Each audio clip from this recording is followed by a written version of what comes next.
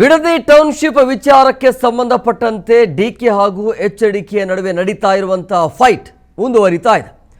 CM DK Shivakumar ವಿರುದ್ಧ ಇವತ್ತು ಮತ್ತೆ ಕುಮಾರಸ್ವಾಮಿ ಆಕ್ರೋಶವನ್ನ ಹೊರಹಾಕಿದರು. ಅಭಿವೃದ್ಧಿ ಹೆಸರಿನಲ್ಲಿ ರೈತರ ಜೀವನದಲ್ಲಿ ಸರ್ಕಾರ ಚೆಲ್ಲಾಟ ಆಡ್ತಿದೆ. ಫಲವತ್ತಾದ ಭೂಮಿ ಸ್ವಾಧೀನಪಡಿಸಿಕೊಳ್ಳೋದು ಬೇಕಿಲ್ಲ. ಕಾಂಗ್ರೆಸ್ ಉದ್ದಟತನದ ಪ್ರತಿಫಲ ನಾವು ಅದನ್ನು ಅನುಭವಿಸ್ತಾ ಇದ್ದೇವೆ ಅಂತ ಬೆಂಗಳೂರಿನಲ್ಲಿ ಕೇಂದ್ರ ಸಚಿವ ಕುಮಾರಸ್ವಾಮಿ ಈ ರೀತಿಯಾಗಿ ಹೇಳಿಕೆಯನ್ನು ಕೊಟ್ಟಿದ್ದಾರೆ. ಬಿಡದಿಯ ಟೌನ್ಶಿಪ್ ವಿಚಾರವಾಗಿ ಇವತ್ತು ಮತ್ತೆ ಮಾತನಾಡಿದರು ಕುಮಾರಸ್ವಾಮಿ. ಅಭಿವೃದ್ಧಿ ಹೆಸರಿನಲ್ಲಿ ರೈತರ ಜೀವನದಲ್ಲಿ ಸರ್ಕಾರ ಚೆಲ್ಲಾಟ ಆಡ್ತಾ ಇದೆ. ಫಲವತ್ತಾದ ಭೂಮಿಯನ್ನ ಸ್ವಾಧೀನಪಡಿಸಿಕೊಳ್ಳೋದು ಬೇಕಿಲ್ಲ. ಕಾಂಗ್ರೆಸ್ನ ಉದ್ದಟತನದ ಪ್ರತಿಫಲವಾಗಿ ನಾವು ಅದನ್ನ ಅನುಭವಿಸ್ತಾ ಇದ್ದೇವೆ. ಸರ್ಕಾರ ಇದನ್ನ ಇಲ್ಲಿಗೆ ಬಿಡಬೇಕು ಅಂತ ಬೆಂಗಳೂರಿನಲ್ಲಿ ಕೇಂದ್ರ ಸಚಿವ ಕುಮಾರಸ್ವಾಮಿ ಈ ರೀತಿಯಾಗಿ ಹೇಳಿಕೆಯನ್ನು ಕೊಟ್ಟಿದ್ದಾರೆ. ಇವತ್ತು ಬೇರೆ ಅಪ್ಪಿಕೋ ಚಳವಳಿ ಬಿಡದಿಯಲ್ಲಿ ನಡೀತಾ ಇದೆ.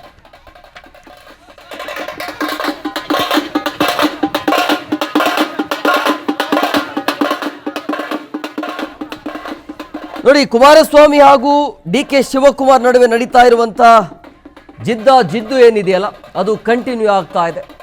ನಿನ್ನೆ ನೇರ ಸವಾಲನ್ನು ಹಾಕಿ ಬಿಡದಿಗೆ ಹೋಗಿ ರೈತರ ಜೊತೆ ಕೂತ್ಕೊಂಡು ಆಹ್ವಾನ ಮಾಡಿದ್ರು. ಬಟ್ ಆ ಆಹ್ವಾನಕ್ಕೆ ಸ್ವೀಕಾರ ಮಾಡಲಿಲ್ಲ ಡಿಕೆ ಶಿವಕುಮಾರ್ ಅವರು. ಇವತ್ತು ಬೆಂಗಳೂರಿನಲ್ಲಿ ಮತ್ತೆ ಡಿಕೆ ಶಿವಕುಮಾರ್ ವಿರುದ್ಧ ಆಕ್ರೋಶವನ್ನು ಹೊರಹಾಕಿದ್ದಾರೆ. ಅಂದರೆ ಅಭಿವೃದ್ಧಿ ಹೆಸರಿನಲ್ಲಿ ರೈತರ ಜೀವನದಲ್ಲಿ ಸರ್ಕಾರ ಚೆಲ್ಲಾಟ ಆಡ್ತಿದೆ ಅಂತ ಮತ್ತೆ ಆಕ್ರೋಶವನ್ನು ಹೊರಹಾಕಿದರು.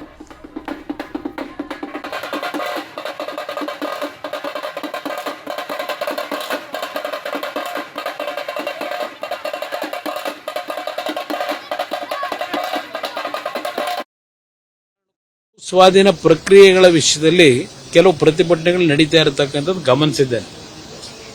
ಇವತ್ತು ಯಾವುದೇ ರೀತಿಯಲ್ಲೂ ನಮ್ಮ ಒಂದು ಒಪಿನಿಯನ್ ಇರತಕ್ಕಂಥದ್ದು, ಫಲವತ್ತಾದ ಭೂಮಿಗಳನ್ನು ಯಾವುದೇ ರೀತಿಯ ಅಭಿವೃದ್ಧಿ ಕಾರ್ಯಕ್ರಮದ ಹೆಸರಿನಲ್ಲಿ ಭೂಸ್ವಾಧೀನ ಮಾಡಿ ರೈತರುಗಳ ಬದುಕಿನ ಜೊತೆ ಚೆಲ್ಲಾಟ ಆಡೋದು ಬೇಕಾಗಿಲ್ಲ. ಎಲ್ಲಿ ನಮಗೆ ಯಾವುದೇ ರೀತಿಯ ಬೆಳೆ ಬೆಳೀಲಿಕ್ಕೆ ಸಮಸ್ಯೆಗಳಿರ್ತದೆ, ಬೆಳೆ ಬೆಳೀಲಿಕ್ಕೆ ಆಗಲ್ಲ. ಇವತ್ತು ಸರ್ಕಾರದ ಭೂಮಿಗಳೇ ಹಲವಾರು ಕಡೆ ಇದೆ. ಆ ಸರ್ಕಾರಿ ಭೂಮಿಗಳನ್ನು ಯಾರೋ ಮಧ್ಯವರ್ತಿಗಳು ಲಪಟಾಯಿಸ್ತಕ್ಕಂಥದ್ದನ್ನ ಬೆಂಬಲ ಕೊಡ್ತಕ್ಕಂಥದಕ್ಕಿಂತ ಬಿಟ್ಟು ಇವತ್ತು ಅಂತ ಒಂದು ಭಾಗದಲ್ಲಿ ಮಾಡಲಿಕ್ಕೆ ಅನುಕೂಲ ಇದೆ. ಅದನ್ನ ಸರ್ಕಾರಗಳು ಮಾಡಬೇಕು ಅಂತಕ್ಕಂಥದ್ದು ನನ್ನ ಅಭಿಪ್ರಾಯ. ಭೂ ಸ್ವಾಧೀನ ಪ್ರಕ್ರಿಯೆಗಳ ವಿಷಯದಲ್ಲಿ ಕೆಲವು ಪ್ರತಿಭಟನೆಗಳು ನಡೀತಾ ಇರತಕ್ಕಂಥದ್ದು ಗಮನಿಸಿದ್ದೇನೆ. ಇವತ್ತು ಯಾವುದೇ ರೀತಿಯಲ್ಲೂ ನಮ್ಮ ಒಂದು ಒಪಿನಿಯನ್ ಇರತಕ್ಕಂಥದ್ದು, ಫಲವತ್ತಾದ ಭೂಮಿಗಳನ್ನು ಯಾವುದೇ ರೀತಿಯ ಅಭಿವೃದ್ಧಿ ಕಾರ್ಯಕ್ರಮದ ಹೆಸರಿನಲ್ಲಿ ಭೂಸ್ವಾಧೀನ ಮಾಡಿ ರೈತರುಗಳ ಬದುಕಿನ ಜೊತೆ ಚೆಲ್ಲಾಟ ಆಡೋದು ಬೇಕಾಗಿಲ್ಲ. ಎಲ್ಲಿ ನಮಗೆ ಯಾವುದೇ ರೀತಿಯ ಬೆಳೆ ಬೆಳೀಲಿಕ್ಕೆ ಸಮಸ್ಯೆಗಳಿರ್ತದೆ, ಬೆಳೆ ಬೆಳೀಲಿಕ್ಕೆ ಆಗಲ್ಲ. ಇವತ್ತು ಸರ್ಕಾರದ ಭೂಮಿಗಳೇ ಹಲವಾರು ಕಡೆ ಇದೆ.